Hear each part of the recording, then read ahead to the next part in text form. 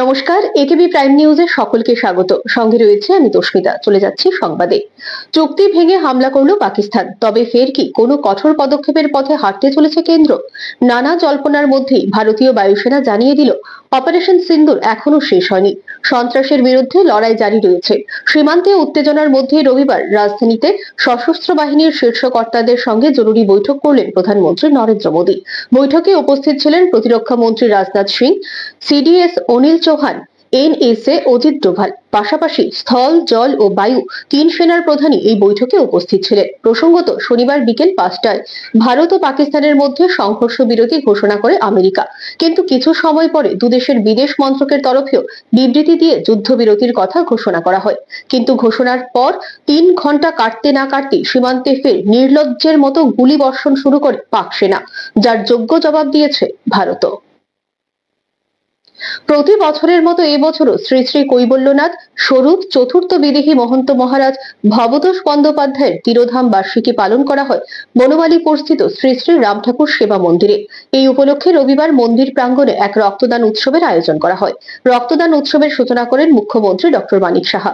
অনুষ্ঠানে উপস্থিত ছিলেন আগরতলা পুর নিগমের মেয়র দীপক মজুমদার ও বরিষ্ঠ সাংবাদিক সুবল দে সহ অন্যান্যরা। অনুষ্ঠানে মুখ্যমন্ত্রী তার ভাষণে বলেন, আমরা জানি পজিটিভ রক্তের 4টি গ্রুপ আছে, তবুও আমরা বলবো যে আমাদের রক্তের 8টি গ্রুপ, কিন্তু নেগেটিভ রক্তের যে শতাংশ তা খুবই কম। আমাদের জনসাধারণের মধ্যে মাত্র 15% নেগেটিভ রক্ত আছে। তাই আমি রক্তদান শিবিরে এসে প্রায়ই জানতে চেষ্টা করি যে রক্তের গ্রুপ কি, আর এই নেগেটিভ রক্ত যদি ব্লাড ব্যাংকে না থাকে তাহলেই সমস্যা হয় বলে তিনি জানান।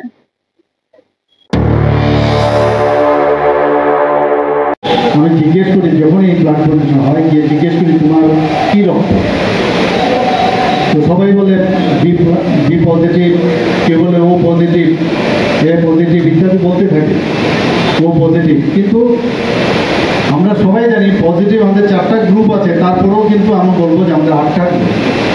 যদি নেগেটিভ ব্লাড আমরা ধরি 8 গ্রুপের আমাদের শরীরের মধ্যে আছে, নেগেটিভ গ্রুপের যে পার্সেন্টেজ যদি মাত্র 15% পপুলেশন, তো সেখানে আমি প্রায়ই জানতে চেষ্টা করি কে নেগেটিভ, এবং সেটা নেগেটিভ ব্লাডের যখন প্রয়োজন হয়, ব্লাড ব্যাংকে যদি না থাকে তখনই সমস্যাটা হয়। কিন্তু এখন আমরা বিভিন্ন জায়গায়, এখানে আমার পূর্ববর্তী বক্তা বলেছেন যে যারা প্যারামিলিটারি গ্রুপ আছে বা যারা আমাদের পুলিশ বাহিনী আছে, হোমগার্ডই হোক, আমাদের পুলিশই হোক, টিএসআই হোক, তাদের সমস্ত কে কোন গ্রুপের তাদেরও লিস্ট কিন্তু আমাদেরকে দেয়। সন্ত্রাসবাদ নির্মূল করাই কেন্দ্র সরকারের একমাত্র লক্ষ্য, আর সেই লক্ষ্যেই কাজ করছে সরকার। শনিবার পাকিস্তানের অনুরোধে ভারত যুদ্ধবিরতিতে রাজি হলেও পাকিস্তান যুদ্ধবিরতি লঙ্ঘন করে। তাই সন্ত্রাসবাদ ও সন্ত্রাসবাদীদের বিরুদ্ধে আমাদের লড়াই জারি থাকবে বলে রবিবার যুদ্ধবিরতি নিয়ে এভাবেই প্রতিক্রিয়া দিলেন রাজ্যের মুখ্যমন্ত্রী ডক্টর মানিক সাহা।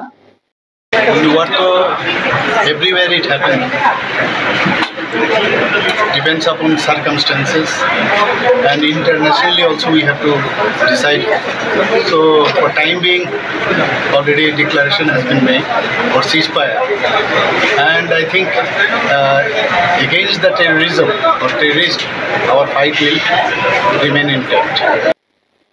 এখন সময় বিজ্ঞাপনের জন্য ছোট্ট একটি বিরতি, সঙ্গে থাকুন।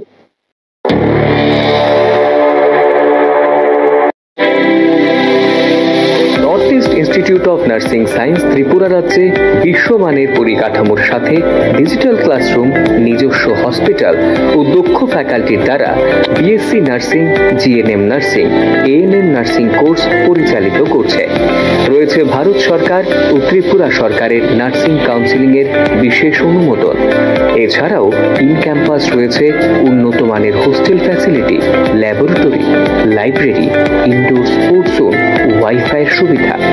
ছাত্রছাত্রীদের জন্য রয়েছে বাসের ফ্যাসিলিটি। তাই নার্সিং পড়তে এখন আর বহির্রাজ্যে নয়, নিজের রাজ্যে 100% প্লেসমেন্ট অ্যাসিস্ট্যান্সের সাথে নার্সিং পড়ার স্বপ্ন পূরণ করুন।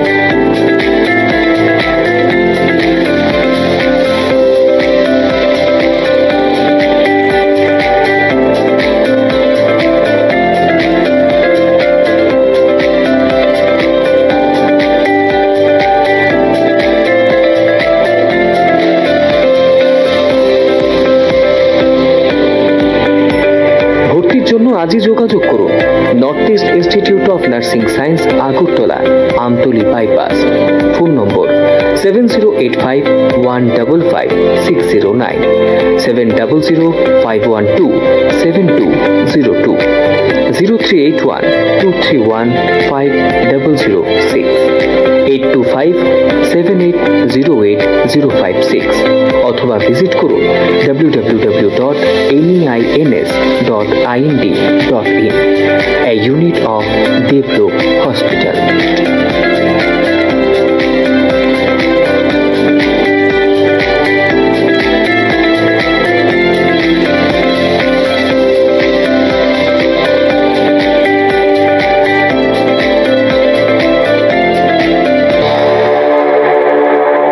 বিরতির পর ফিরে এলাম সংবাদে। রবিবার 10 মজলিশপুর কর্মচারী মঞ্চের উদ্যোগে মেগা রক্তদান শিবিরের আয়োজন করা হয়। আয়োজিত শিবিরে উপস্থিত ছিলেন বিধায়ক তথা মন্ত্রী সুশান্ত চৌধুরী, জিরানিয়া পঞ্চায়েত সমিতির চেয়ারম্যান বিপ্লব দেবনাথ, জিরানিয়া নগর পঞ্চায়েতের চেয়ারম্যান রতন দাস ও রানীর বাজার পুর পরিষদের ভাইস চেয়ারম্যান রতন রবি দাস সহ আরো অনেকে। শিবিরের সূচনা করে মন্ত্রী। অনুষ্ঠানে মন্ত্রী সুশান্ত চৌধুরী তার ভাষণে বলেন, রক্তদান মানে জীবনদান। এটা আমরা সবাই জানি। আমাদের সরকার, আমাদের মুখ্যমন্ত্রী ও আমাদের দল 10 জনও যদি রক্তদান করে আমরা সেখানে উপস্থিত হই, কারণ এটা একটা এমন জিনিস যে যার কোনো বিকল্প নেই বলে তিনি জানান। জীবনদান, এটা আমরা সবাই জানি, এবং আমাদের সরকার, আমাদের মুখ্যমন্ত্রী, আমাদের দল 10 জনও যদি রক্তদান করে আমরা সেখানে উপস্থিত হই, কারণ এটা একটা এমন জিনিস যে যার কোনো বিকল্প নেই। যে আমি অর্থ দিয়ে রক্তদানের থেকে বিরত থাকবো, এটা হবে না। আমি অন্য কিছু দিয়ে রক্তের বিকল্প হিসাবে আমি তৈরি করব, এটা সম্ভব নয়। সায়েন্টিস্ট যারা রয়েছে, বিজ্ঞানী যারা রয়েছে, অনেক চেষ্টা করেছে, এখনো করছে যে রক্তদানের বিকল্প হিসাবে কোনো কিছু বের করা যায় কিনা। ডাইরেক্ট যে আমাদের ট্রান্সফিউশন, আমাদের যে ডাইরেক্ট রক্তটা একটা শরীর থেকে আরেকটা শরীরে যাচ্ছে, বা একটা শরীর থেকে রক্ত নিয়ে আমি আরেকজনকে দিচ্ছি, এর বাইরে ওষুধের মাধ্যমে, ইঞ্জেকশনের মাধ্যমে বা অন্য কোনোভাবে। ভারত পাকিস্তান সংঘাতের আবহে এবার পাকিস্তানকে কড়া বার্তা দিলেন কেন্দ্রীয় প্রতিরক্ষা মন্ত্রী রাজনাথ সিং। জঙ্গিবাদ দমন যে ভারত করবে সে কথা স্পষ্ট জানিয়ে দেন তিনি। রবিবার লখনৌয়ে ব্রহ্মোস ক্ষেপণাস্ত্রের নতুন ইউনিটের উদ্বোধন করেন রাজনাথ সিং। ভারত পাকিস্তান সংঘাতের আবহে ব্রহ্মোস যে শত্রুপক্ষকে দেওয়া একটা বার্তা সে কথাও বুঝিয়ে দেন কেন্দ্রীয় প্রতিরক্ষা মন্ত্রী। এদিন কড়া বার্তা দিয়ে কেন্দ্রীয় মন্ত্রী বলেন, ব্রহ্মোস হলো সুপারসোনিক ক্রুজ মিসাইল। এটা শুধু হাতিয়ার নয়, একটা বার্তা, শত্রুকে প্রতিহত করার বার্তা, বর্ডার সুরক্ষিত করার বার্তা। তিনি বলেন, বিশ্বের শক্তিশালীদের সম্মান করে, ভীতুদের নয়। আমাদের শক্তি বাড়াতে হবে। দেশ শক্তিশালী না হলে কেউ সম্মান করবে না, আর ভারত অন্যতম শক্তিশালী দেশ বলে তিনি উল্লেখ করেন। ইন্দো পাক সংঘর্ষ বিরতি ইস্যুতে এই সময় সরগরম কেন্দ্রীয় রাজনীতির ময়দান। যদিও সংঘর্ষ বিরতি ঘোষণার 3 ঘন্টাও পার হয়নি, ফের পুরনো ছন্দে পাকিস্তান। স্বভাবের অভাব কি আর যায়? সীমান্তে ফের গুলি, তোপ বর্ষণ, যার উপযুক্ত জবাবও দিয়েছে ভারত। তবে এই সংঘর্ষ বিরতি ইস্যুতে বিরোধী দল একদিকে যখন সরকারের এই পদক্ষেপকে সমর্থন করছে, আবার এই ইস্যুতে সরকারের বক্তব্যও চেয়েছে। এই দিকটি কেন্দ্র করে এই সম্পর্কে তুলে ধরা হচ্ছে এই রিপোর্ট। পেহেলগাঁও হামলার রেশ ধরে চলে আসা গত কয়েকদিন ইন্দো পাক সংঘর্ষে শনিবার সন্ধ্যায় হঠাৎ বিরতি ঘোষণা করা হয় উভয় পক্ষের তরফে, যার ক্রেডিট আমেরিকা দাবি করে যে উভয় পক্ষের মধ্যে আলোচনা করে এই সংঘর্ষ বিরতি ঘোষণা করা হলো। আমেরিকার রাষ্ট্রপতি ডোনাল্ড ট্রাম্প তার সামাজিক মাধ্যমে এই বিষয়ে শনিবার উল্লেখ করেন। যদিও এর 3 ঘন্টা পরই পাকিস্তানের তরফে সীমান্তে গোলাগুলি শুরু করা হয় এবং ভারতও এর পাল্টা জবাব দেয়। এ বিষয়ে ভারতের বিদেশ সচিব বিক্রম মিশ্রি ফের সংবাদ মাধ্যমে এই বিষয়টি পরিষ্কার করেন। এই পরিস্থিতিতে এই সংঘর্ষ বিরতি ইস্যুতে কেন্দ্রীয় সরকারকে একদিকে যখন খোঁচা দেওয়া হয়, তেমনি প্রধান বিরোধী দলনেতা রাহুল গান্ধী এই ইস্যুতে প্রধানমন্ত্রীর কাছে সংসদের বিশেষ অধিবেশন ডেকে এর ব্যাখ্যা চেয়েছেন। এই যখন পরিস্থিতি, এই সময় বিরোধী দলের তাবড় নেতারা আবার প্রধানমন্ত্রীর এই সংঘর্ষ বিরতির সিদ্ধান্তকে স্বাগত জানিয়েছেন। এর মধ্যে রয়েছে বর্ষিয়ান কংগ্রেস নেতা পি চিদাম্বরম ও শশী থারুর। এমনকি রাষ্ট্রসংঘের মহাসচিব আন্তোনিও গুতেরেজও এই সিদ্ধান্তকে স্বাগত জানিয়েছেন। প্রসঙ্গত, পি চিদাম্বরমের এই খোলা চিঠি প্রকাশ্যে এসেছে, যেখানে প্রধানমন্ত্রী নরেন্দ্র মোদীর প্রশংসা করে তার উদ্দেশ্যে তিনি লিখেছেন, 16 সেপ্টেম্বর 2022 সালে রাশিয়া ইউক্রেন যুদ্ধের সময় মোদী পুতিনকে বলেছিলেন এটা যুদ্ধের সময় নয়। তার সেই বিবৃতি বিশ্বব্যাপী প্রশংসিত হয়েছিল। শান্তিপ্রিয় দেশ হিসেবে বিশ্বে প্রশংসিত হয়েছিল ভারত। সেই নীতি মাথায় রেখেই ভারত এবারও সংযম দেখিয়েছে। পাশাপাশি 7 মের পাকিস্তানে শুধুমাত্র সন্ত্রাসের আতুরঘর লক্ষ্য করে ভারতের হামলার প্রসঙ্গ তুলে চিদম্বরম জানান, এই হামলা ছিল ন্যায় বিচার। তবে সন্ত্রাসের দেশ পাকিস্তান পাল্টা ভারতের উপর ক্ষেপণাস্ত্র, ড্রোন, বিমান হামলা চালিয়ে সাধারণ মানুষকে আক্রমণ করেছে, যার পাল্টা জবাব দিয়েছে ভারতও। তবে একই সঙ্গে চিদম্বরম বলেন, ভারতের পদক্ষেপ সত্ত্বেও এটা বিশ্বাস করা ভুল হবে যে প্রতিবেশী দেশে সন্ত্রাস সম্পূর্ণভাবে নির্মূল করা হয়েছে। যতদিন পাক সেনা ও আইএসআই সন্ত্রাসবাদকে উৎসাহিত করবে, ততদিন পাকিস্তান ভারতের জন্য হুমকি হয়ে থাকবে। প্রধানমন্ত্রী নরেন্দ্র মোদীর প্রশংসা করে চিদম্বরম আরও জানান, ওনার নেতৃত্বে 3টি বড় জঙ্গি হামলা হয়েছে ভারতে, যা হলো উরি, পুলওয়ামা ও পেহেলগাঁও। প্রতিবারই পাকিস্তানকে পাল্টা জবাব দিয়েছে ভারত। এবারও সরকার সমস্ত তথ্য প্রকাশ করে স্বচ্ছতার পরিচয় দিয়েছে। মিডিয়া ব্রিফিংয়ে 2 মহিলা সামরিক আধিকারিকের অন্তর্ভুক্তি প্রশংসার দাবি রাখে। এরপর যুদ্ধবিরতি প্রসঙ্গে বলেন, বল এখন পাকিস্তানের কোর্টে। পাকিস্তান যদি উত্তেজনা বাড়ায়, তাহলে ওরা বিশ্বব্যাপী নিন্দার মুখে পড়বে। ভারতও স্পষ্ট ইঙ্গিত দিয়েছে, যদি যুদ্ধের প্রয়োজন হয় তাহলে ভারতও প্রস্তুত। পাকিস্তানের জন্য বুদ্ধিমানের কাজ হবে এই সমস্যা এখানে শেষ করা, সন্ত্রাসবাদের লাগাম টানা এবং শান্তির পথে হাঁটা। কিন্তু এত কিছুর পর যে প্রশ্ন উঠছে তা হলো, পাকিস্তানের ক্ষমতা কার হাতে? প্রধানমন্ত্রী শাহবাজ শরীফের দুর্বল সরকার আসলে সেনাবাহিনী ও আইএসআই এর হাতের পুতুল। অপরদিকে শনিবারের সংঘর্ষ বিরতির পর যখন কংগ্রেস একদিকে সেই সিদ্ধান্তকে স্বাগত জানিয়েছে, পাশাপাশি কংগ্রেস নেতাদের বলতে শোনা গেছে, সবাই ইন্দিরা হতে পারে না। এই পরিস্থিতিতে কংগ্রেস সাংসদ শশী থারুর কার্যতই সেই অবস্থানের উল্টো দিকে দাঁড়িয়ে দাবি করেন, 1971 আর 2025 এক নয়, দুটো সময়ের মধ্যে তফাৎ রয়েছে।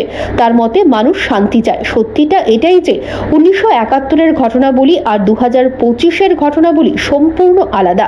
অবশ্যই পার্থক্য রয়েছে। এমনকি তিনি বলেন, আমি মোটেও বলছি না যুদ্ধ থামাতে হবে। যদি যুদ্ধ চালানোর প্রয়োজন পড়ে তাহলে চালাতেই হবে, কিন্তু এই যুদ্ধ আমরা এগিয়ে নিতে যেতে চাই না। আমরা জঙ্গিদের শিক্ষা দিতে চেয়েছিলাম, সেই শিক্ষা দেওয়া হয়ে গেছে। পাশাপাশি 1971 সালে ভারতের জয়কে বিরাট জয় বলে দাবি করে শশীর বক্তব্য, ইন্দিরা গান্ধী উপমহাদেশের মানচিত্র নতুন করে লিখেছিলেন, কিন্তু পরিস্থিতি আলাদা ছিল। আজকের পাকিস্তানের পরিস্থিতি আলাদা। এদিকে যুদ্ধকালীন পরিস্থিতিতে সরকারের পাশে ছিল গোটা বিরোধী শিবির। কেন্দ্রের কোনো পদক্ষেপ নিয়ে সেভাবে কোনো প্রশ্ন তোলেননি বিরোধীরা, কিন্তু সংঘর্ষ বিরতি শুরু হতেই একের পর এক প্রশ্ন মাথাচাড়া দিয়ে উঠেছে। সরকারকে প্রশ্নচিহ্নের মুখে দাঁড় করানো শুরু করেছে বিরোধীরা। পেহেলগাঁও হামলার পর কি হলো, কেন যুদ্ধবিরতি, সবকিছুর ব্যাখ্যা দিতে সংসদের বিশেষ অধিবেশন ডাকুক কেন্দ্র। প্রধানমন্ত্রীকে চিঠি দিয়ে দাবি করলেন বিরোধী দলনেতা রাহুল গান্ধী। দিন কয়েকের উত্তেজনার পর আচমকা সংঘর্ষ বিরতি। মার্কিন প্রেসিডেন্ট ডোনাল্ড ট্রাম্পের দাবি অনুযায়ী আমেরিকার মধ্যস্থতায় পাকিস্তানের বিরুদ্ধে সংঘর্ষ থামাতে রাজি হয়েছে ভারত। বিদেশ মন্ত্রকও সংঘর্ষ বিরতির কথা সরকারিভাবে ঘোষণা করেছে। সরকারের এই সিদ্ধান্তকে স্বাগত জানিয়ে রাহুলের বক্তব্য, পেহেলগাঁওয়ের সন্ত্রাস অপারেশন সিন্দুর এবং সংঘর্ষ বিরতি সম্পর্ক জনপ্রতিনিধিদের সব তথ্য জানানো জরুরি। তাই আমি সম্মিলিত বিরোধীদের পক্ষ থেকে আরও একবার আপনাকে সংসদের বিশেষ অধিবেশন ডাকার আর্জি জানাচ্ছি। রাহুলের দাবি, দেশের সামনে আগামী দিনে যে চ্যালেঞ্জ অপেক্ষা করে আছে, সেই চ্যালেঞ্জের মোকাবেলা করতে দেশ যে একজোট একজোট সেটা বোঝানোর জন্য সংসদের অধিবেশন থেকে ভালো মঞ্চ হতে পারে না। বিরোধী দলনেতা বলছেন, বিরোধী শিবির জাতীয় স্বার্থে সরকারের পাশে আছে, কিন্তু এবার পেহেলগাঁও হামলা থেকে যুদ্ধবিরতি পর্যন্ত ঘটনাবলী সম্পর্কে বিরোধীদের তথ্য দেওয়া জরুরি। তাৎপর্যপূর্ণভাবে এই যুদ্ধবিরতি মার্কিন প্রেসিডেন্ট ডোনাল্ড ট্রাম্প কেন ঘোষণা করলেন সেটা নিয়েও ঘুরিয়ে প্রশ্ন তুলেছেন রাহুল। এই পরিস্থিতিতে ফের প্রধানমন্ত্রী উচ্চস্তরীয় বৈঠক করেন 3 সেনাবাহিনীর প্রধান, সিডিএস প্রমুখদের সাথে। এই সার্বিক পরিস্থিতিতে প্রধানমন্ত্রী কি সংসদের বিশেষ অধিবেশন আহ্বান করবেন কিনা এবং এই সংঘর্ষ বিরতির ব্যাপারে কি জবাব দেবেন বা দেন সেদিকেই চেয়ে রয়েছে বিভিন্ন তথ্যবিজ্ঞ মহল। পাশাপাশি পাকিস্তানের বিরুদ্ধে সংঘর্ষ বিরতি ভেঙে আক্রমণের বিরুদ্ধে এবং ওপার থেকে ধেয়ে আসা সন্ত্রাসবাদের বিরুদ্ধে ভারত আর কি পদক্ষেপ গ্রহণ করে সেদিকেও নজর বিশ্ববাসীর। তবে এটা ঠিক, সংঘর্ষ বিরতি ইস্যুতে কংগ্রেস শিবিরের মুখিয়া যখন এক কথা বলেছে, এই সময় কিন্তু দলেরই অন্যতম থিঙ্ক ট্যাঙ্কের বর্ষিয়ান এক্সপার্টরা কিন্তু এর জবাব দিয়ে দিয়েছেন বর্তমান পরিস্থিতির নিরিখে। এদিকটি খুবই তাৎপর্যপূর্ণ বলে মনে করছে সচেতন মহল। Bureau report, AKB TV. সংসদের বিশেষ অধিবেশনের দাবিতে প্রধানমন্ত্রী নরেন্দ্র মোদীকে চিঠি দিলেন লোকসভার বিরোধী দলনেতা রাহুল গান্ধী এবং মল্লিকার্জুন খাড়গে। সংঘর্ষ বিরতির ব্যাখ্যা চেয়ে প্রধানমন্ত্রীকে চিঠি দেওয়া হয়। ভারত পাক যুদ্ধকালীন পরিস্থিতিতে কেন্দ্র সরকারের পাশে ছিল দেশের বিরোধী শিবির। সেক্ষেত্রে কেন্দ্রের কোনো পদক্ষেপ নিয়ে সেভাবে কোনো প্রশ্ন তুলেনি বিরোধীরা, কিন্তু সংঘর্ষ বিরতি শুরু হতেই একের পর এক প্রশ্ন মাথাচাড়া দিয়ে উঠছে। মূলত কেন্দ্র সরকারকে প্রশ্নচিহ্নের মুখে দাঁড় করানো শুরু করেছে বিরোধীরা। পেহেলগাঁও হামলার পর কি হলো, কেন যুদ্ধবিরতি, সবকিছুর ব্যাখ্যা দিতে সংসদের বিশেষ অধিবেশন ডাকুক কেন্দ্র। রবিবার প্রধানমন্ত্রীকে চিঠি দিয়ে দাবি করলেন লোকসভার বিরোধী দলনেতা রাহুল গান্ধী। দিন কয়েকের উত্তেজনার পর শনিবার বিকেলে আচমকা সংঘর্ষ বিরতি। মার্কিন প্রেসিডেন্ট ডোনাল্ড ট্রাম্পের দাবি অনুযায়ী আমেরিকার মধ্যস্থতায় পাকিস্তানের বিরুদ্ধে সংঘর্ষ থামাতে রাজি হয়েছে ভারত। বিদেশ মন্ত্রকও সংঘর্ষ বিরতির কথা সরকারিভাবে ঘোষণা করেছে। সরকারের সেই সিদ্ধান্তকে স্বাগত জানিয়েও রাহুলের বক্তব্য, পেহেলগাঁওয়ের সন্ত্রাস অপারেশন সিন্দুর এবং সংঘর্ষ বিরতি সম্পর্কে জনপ্রতিনিধিদের সব তথ্য জানানো জরুরি। তাই আমি সম্মিলিত বিরোধীদের পক্ষ থেকে আরও একবার আপনাকে সংসদের বিশেষ অধিবেশন ডাকার আর্জি জানাচ্ছি। আমার বিশ্বাস প্রধানমন্ত্রী আমার অনুরোধ মানবেন। Bureau report, AKB TV. CPIM এর সর্বভারতীয় সাধারণ সম্পাদক MA বেবির উপস্থিতিতে রবিবার আগরতলার মেলারমাঠ পার্টি অফিসে সিপিআইএম রাজ্য কমিটির বৈঠক অনুষ্ঠিত হয়। এই বৈঠকে এদিন সদ্য অনুষ্ঠিত দলের পার্টি কংগ্রেস যেসব সিদ্ধান্ত গ্রহণ করা হয়েছে সেসব বিষয়ে আলোচনা করা হয়। এই বিষয়ে সংবাদ মাধ্যমে তা অবগত করেন রাজ্যের বিরোধী দলনেতা তথা রাজ্য পার্টির politburo member Jitendra Chowdhury.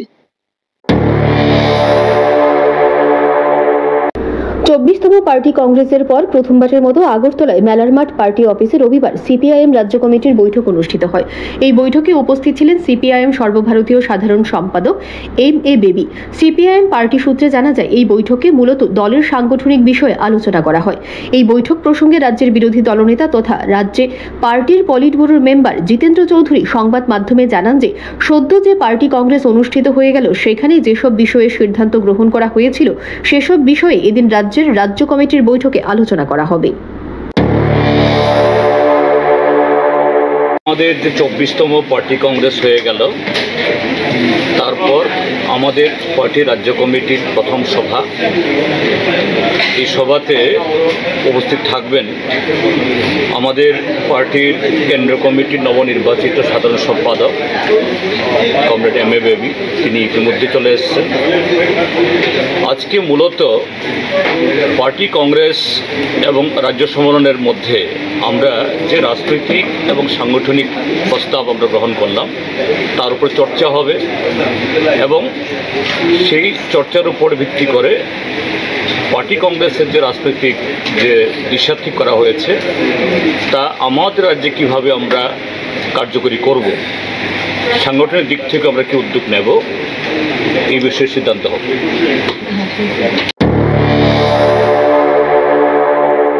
নিঃসন্দেহে দলের এই বৈঠক খুবই গুরুত্বপূর্ণ, বিশেষ করে রাজ্যের সামনেই অনুষ্ঠিত হতে পারে TTADCর ভিলেজ কাউন্সিল নির্বাচন। এছাড়া রাজ্য বিধানসভা নির্বাচন খুব বেশি দূরে নয়। মূলত 28-এর বিধানসভা নির্বাচনকে পাখির চোখ করে দল এখন থেকেই সাংগঠনিকভাবে প্রাক প্রস্তুতিতে নেমে পড়েছে বলে মনে করছে বিভিন্ন রাজনৈতিক বিশ্লেষক মহল। এছাড়া সূত্রের খবর, সময় সময় দলে শুদ্ধিকরণের পথ যেমন খোলা রাখা হয়েছে, তেমনি দলের নেতাকর্মীদের সংগঠনাত্মক কর্মকাণ্ডের প্রতিও ক্রমাগত নজর রেখে মূল্যায়নের দিকটি চালু রাখা হয়েছে। এতে করে দলের সাংগঠনিক কর্মকাণ্ডের অগ্রগতির রূপরেখা নির্ণয়েও গুরুত্বপূর্ণ ভূমিকা রাখা হবে বলে মনে করা হচ্ছে বিভিন্ন মহলে। Bureau report, AKB TV. রাজধানীর কুঞ্জবন কোয়ার্টার কমপ্লেক্স সংলগ্ন এলাকা থেকে চুরি যাওয়া সামগ্রী সহ 3 চোরকে আটক করেছে আগরতলা NCC থানার পুলিশ। রবিবার এ ব্যাপারে সংবাদ মাধ্যমের মুখোমুখি হয়ে বিস্তারিত তথ্য তুলে ধরেন থানার ওসি প্রাণজিৎ মালাকার। তিনি বলেন, কুঞ্জবন কোয়ার্টার কমপ্লেক্সে চুরি হয়েছে বলে অতি সম্প্রতি আমাদের কাছে একটি অভিযোগ আসে। ঘটনার সময় কোয়ার্টারের মালিক দিল্লিতে ছিলেন, তাই কোয়ার্টারে তালা ছিল। সেই অভিযোগের ভিত্তিতে আমরা একটি মামলা হাতে নিয়ে তদন্ত শুরু করি। তদন্ত চলাকালীন আমরা 3 জন চোরকে আটক করি। এদের কাছ থেকে চুরি যাওয়া আইফোন, আইপ্যাড, হাতঘড়ি ও বিভিন্ন সামগ্রী উদ্ধার করা হয়। ধৃতদের পুলিশ রিমান্ড চেয়ে রবিবার আদালতে তোলা হয় বলে তিনি জানান। 5/2025 আমাদের কাছে একটা কমপ্লেন আসে যে আমাদের কুঞ্জবন টাউনশিপ টাইপ 5 কোয়ার্টারে একটা চুরি সংঘটিত হয়। যে কোয়ার্টারের ওনার উনি দিল্লিতে ছিলেন, কোয়ার্টারের লক অবস্থায় ছিল। সেই অনুযায়ী আমরা এই কমপ্লেনের ভিত্তিতে আমরা ইনকোয়ারি শুরু করি, কেস রেজিস্টার করি এবং ইনভেস্টিগেশনের সময় আমরা 3টি চোরকে অ্যারেস্ট করতে সক্ষম হই এবং তাদের কাছ থেকে চুরি যাওয়া আইফোন, আইপ্যাড, রিস্ট ওয়াচ এবং প্রাসমিট আর্টিকেলসগুলো রিকভার করি। তাদেরকে আমরা আজকে রিমান্ড চেয়ে কোর্টে ফরওয়ার্ড। স্থানীয় একটি মসজিদের ইমামকে কোনো একটি ঘটনাকে কেন্দ্র করে শারীরিকভাবে আঘাত করে জনৈক মুসলিম মিয়া নামে এক ব্যক্তি। ঘটনায় গণধোলাইয়ের পর সেই অভিযুক্তকে পুলিশের কাছে তুলে দেয় স্থানীয় জনতা। মধুপুর থানাধীন ব্রজেন্দ্রনগর এলাকায় এই ঘটনায় চাঞ্চল্য দেখা দেয়।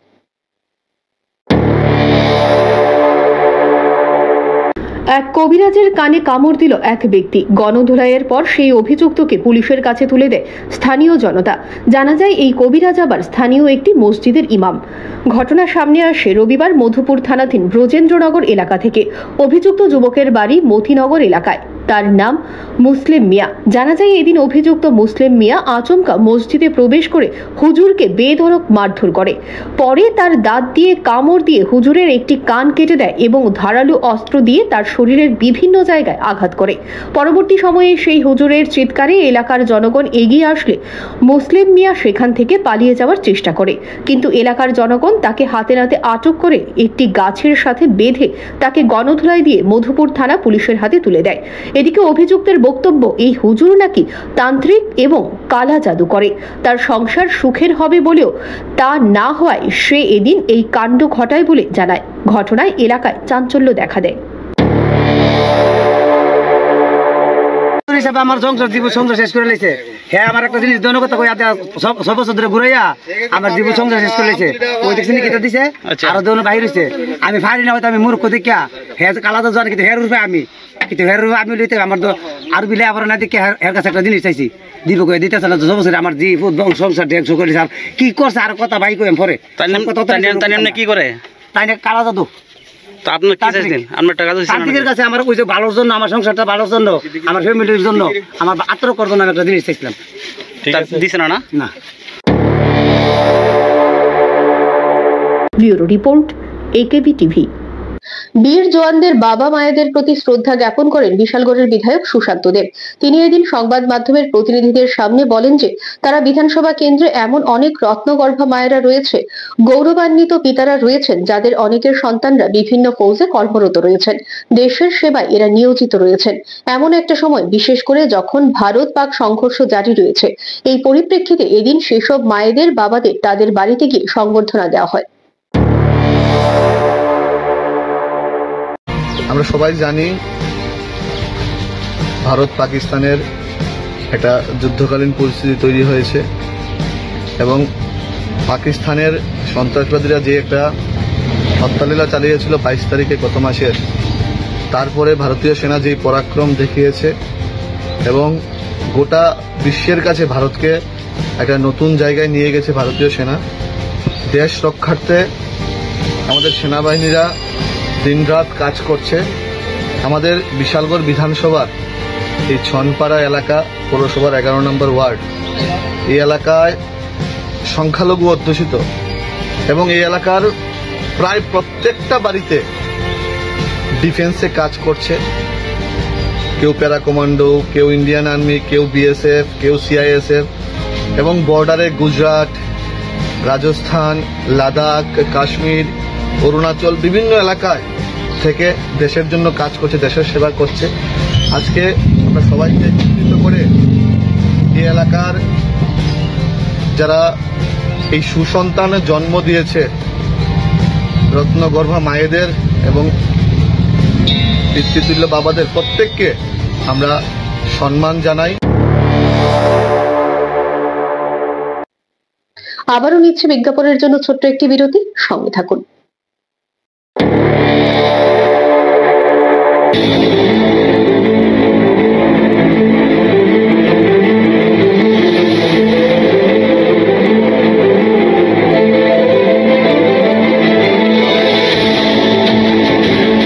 বলবেন আপনারা, শুনবো এবং শোনাবো আমরা।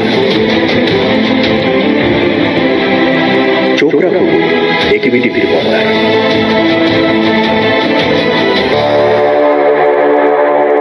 বিরতির পর স্বাগত সংবাদে। রাজ্য সরকার রাজ্যের বিভিন্ন জায়গায় স্বাস্থ্য পরিষেবার মান উন্নয়নের কাজ করে চলেছে, কিন্তু তথাপি স্থানীয়দের তরফে নানা সময় বিভিন্ন অভিযোগ সামনে আসে। এতে হাসপাতালের পরিষেবা নিয়ে স্বভাবতই প্রশ্ন উঠতে শুরু করে। এমনই চিত্র সামনে আসলো তেলিয়ামুড়া থেকে। তেলিয়ামুড়া হাসপাতালের পরিষেবা নিয়ে উঠে আসছে নানা অভিযোগ, যদিও অস্বীকার করার উপায় নেই। স্থানীয় বিধায়িকা সহ রাজ্য সরকার এই হাসপাতালের পরিকাঠামোগত উন্নয়ন থেকে শুরু করে সার্বিক ব্যবস্থাপনার মান উন্নয়নে নানাবিধ পদক্ষেপ গ্রহণ জারি রেখেছে, কিন্তু এরপরেও হাসপাতালের বেহাল অবস্থায় ভুগতে হচ্ছে সাধারণ মানুষকে। চাঞ্চল্যকর অভিযোগ সামনে আসলো। রাত্রিবেলা মুমূর্ষু রোগী থেকে শুরু করে অসুস্থ শিশুকে কোলে নিয়ে সাধারণ মানুষরা চিকিৎসকের জন্য তীর্থের কাকের মতো অপেক্ষা করলেও নাইট ডিউটিতে নিয়োজিত থাকা চিকিৎসকের কোনো খবর নেই। এমনকি তেলিয়ামুড়া থানার পুলিশকে আসামিকে নিয়ে মেডিকেল চেক আপ করানোর জন্য ঘন্টা দুয়েক অপেক্ষা করতে হয়েছে। এমনই চিত্র শনিবার রাতের। চিকিৎসা পরিষেবা নিতে আসা স্থানীয় একজন এই বিষয়ে সংবাদ মাধ্যমের প্রতিনিধির কাছে নিজের হতাশা ব্যক্ত করে।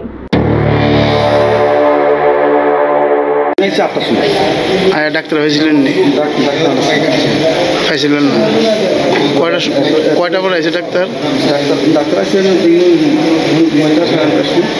আইসে কারে দেখাইতে আনছেন আপনি? না, আপনি কারে দেখাইতে আনছেন? বাচ্চারে কয় ঘন্টা লাগছে এই বাচ্চারা দেখাইতে? এখন 8টার সময় আসি, এখন 10টা, 8, 9, 10, 2 ঘন্টা। কী করবেন তেলিয়ামুড়া হসপিটালের ব্যাপারে? না আর কি করবো, যেরকম আছে কপালে এটাই মানতে লাগবো, আর কি করবো। যদিও ঘন্টা দুয়েক পরে অপর একজন চিকিৎসক অর্থাৎ ডক্টর সমীর চরণ দেববর্মা, যিনি 2টা থেকে 8টা পর্যন্ত ডিউটি পালন করেছিলেন, তিনি এক প্রকার বাধ্য হয়ে পুনরায় রোগী দেখতে শুরু করলে কিছুটা স্বস্তির আবহ তৈরি হয়। প্রায় সময় তেলিয়ামুড়া মহকুমা হাসপাতালে যারা বিভিন্ন কারণে চিকিৎসা পরিষেবা গ্রহণ করতে যান, তাদের এই প্রকারের বিড়ম্বনায় পড়তে হয়। অভিযোগ, এই ধরনের সমস্যার সৃষ্টি হচ্ছে মহকুমা স্বাস্থ্য আধিকারিকের খামখেয়ালিপনার জন্য।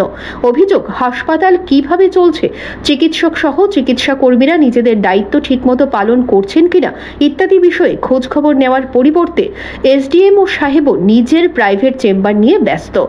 কিন্তু দিনের পর দিন যদি সাধারণ মানুষকে তেলিয়ামুড়া মহকুমা হাসপাতালে পরিষেবা নিতে গিয়ে ভুগতে হয়, তা কত দূর যুক্তিসঙ্গত এ নিয়েও উঠছে প্রশ্ন। এই ক্ষেত্রে স্থানীয়দের তরফে প্রয়োজনীয় ব্যবস্থা গ্রহণের দাবি ক্রমান্বয়ে জোরালো হচ্ছে। Bureau report, AKB TV. সর্বভারতীয় কংগ্রেসের পক্ষ থেকে কংগ্রেস বিধায়ক বীরজিৎ সিনহাকে পরিষদীয় দলের নেতা নির্বাচিত করা হয়। এই উপলক্ষে কংগ্রেস দলের কর্মী সমর্থকদের পক্ষ থেকে কৈলাসহরে তাকে সংবর্ধনা দেওয়া হয়।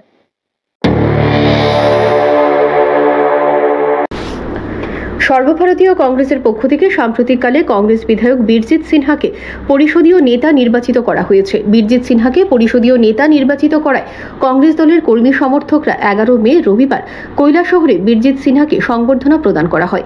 এই সংবর্ধনা অনুষ্ঠানে উপস্থিত ছিলেন ঊনকোটি জেলা কংগ্রেসের সভাপতি মোহাম্মদ বদরুজ্জামান, কংগ্রেস নেতা রুদ্রেন্দু ভট্টাচার্য, শ্যামল ভট্টাচার্য, প্রবীণ কংগ্রেস নেতা বিঘ্নধর ত্রিপুরা, চন্দ্রশেখর সিনহা, আশিস সেনগুপ্ত, সুশান্ত চক্রবর্তী সহ আরও অনেকে। এই সংবর্ধনা অনুষ্ঠানে কৈলাসহর, চণ্ডীপুর, ফটিকরায়, পাবিয়াছড়া, পেচারথল, ধর্মনগর, যুবরাজনগর, কুর্তি, কদমতলা, করমছড়া প্রভৃতি বিধানসভা কেন্দ্রের প্রথম সারির কংগ্রেস দলের নেতারা উপস্থিত ছিলেন। অনুষ্ঠানে বক্তব্য রাখতে গিয়ে ঊনকোটি জেলা কংগ্রেসের সভাপতি মোহাম্মদ বদরুজ্জামান জানান যে বীরজিৎ সিনহাকে ত্রিপুরা রাজ্যের যুব কংগ্রেসের সভাপতি করার পর সারা রাজ্য চষে সংগঠন করে দলকে মজবুত করেছিলেন বলে 1988 সালে রাজ্যে কংগ্রেসের সরকার প্রতিষ্ঠা হয়েছিল। রাজ্যের এমন কোনো জায়গা নেই যেখানে বীরজিৎ যাননি, আর বীরজিৎ সিনহার নাম কেউ শোনেননি এমন কেউ নয়। বীরজিৎ সিনহাই একমাত্র ব্যক্তি যিনি একটানা 3 বার রাজ্য সভাপতি হয়েছিলেন। ত্রিপুরা রাজ্যের কংগ্রেসের ইতিহাসে বীরজিৎ সিনহা ছাড়া আর কারোর এমন রেকর্ড নেই। বীরজিৎ সিনহাকে পরিষদীয় নেতা নির্বাচিত করায় ওনার নেতৃত্বে আগামী দিনে আবারও রাজ্যে কংগ্রেসের সরকার প্রতিষ্ঠিত হবে বলে জানান বদরুজ্জামান। আগামী দিনে দলের পক্ষ থেকে বেশ কিছু আন্দোলন কর্মসূচি হাতে নেওয়া হয়েছে, সে ব্যাপারে অনুষ্ঠানে বিস্তৃতভাবে আলোচনা করা হয়েছে। অন্যদিকে বিধায়ক বীরজিৎ সিনহাকে সংবর্ধনা দেওয়ায় উনি অনেকটাই আপ্লুত হয়ে যান। তিনি বলেন যে ওনাকে সংবর্ধিত করায় উনি সবাইকে ধন্যবাদ জানান।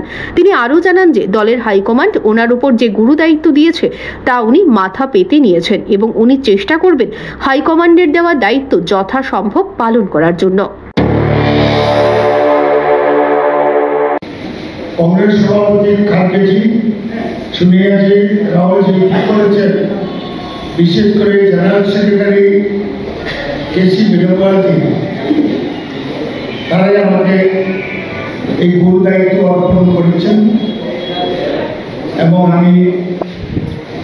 তারা আমাকে টেলিফোন করেছেন, আমি অ্যাকসেপ্ট লেটারও দিয়েছি। আজকে যেভাবে আপনারা আমাকে এই পদ পাওয়ার জন্য সম্ভাবনা দিয়েছেন, মন থেকে আপনারা আমাকে উৎসাহিত করেছেন, তার জন্য আমি কৃতজ্ঞতা জ্ঞাপন করি।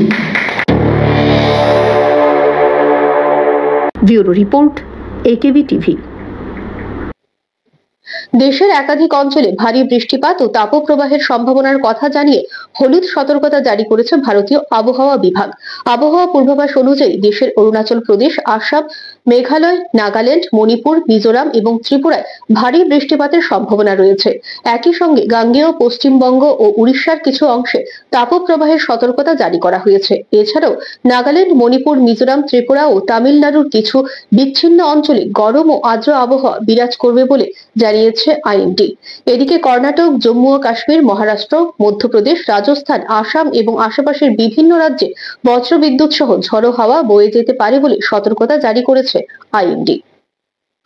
সংবাদ এখনকার মতো এই পর্যন্তই।